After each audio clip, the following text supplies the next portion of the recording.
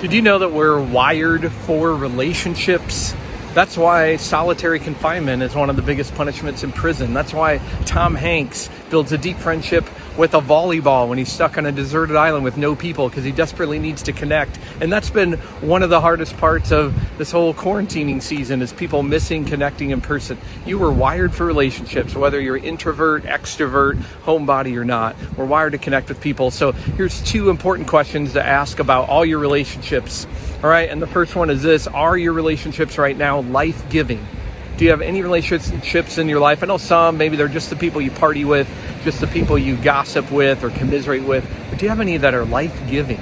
Are there anyone in your life that actually brings out the best in you, challenges you in a loving way? People that affirm you and encourage you, people that will let you be your real self and the raw version of you? Do you have any of those in your life? I have to ask myself that often, because I've had seasons of having those and seasons of not. So how can you get more of those healthy, life-giving relationships in your life? Second question to ask is, what are you putting into your relationships?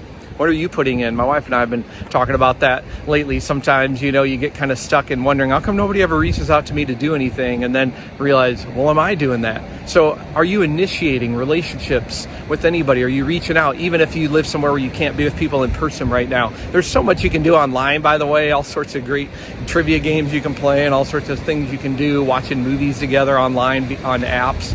So are you reaching out? Are you initiating? Is there someone you need to forgive?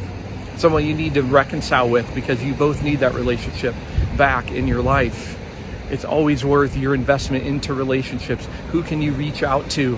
Who can you initiate? And make sure you got to be intentional with your relationships. You're not just going to drift into great ones. And so who can you initiate? What can you pour into your friendships? Because we need them. That's how we're wired. By the way, I believe we're wired for relationships because God wired us that way.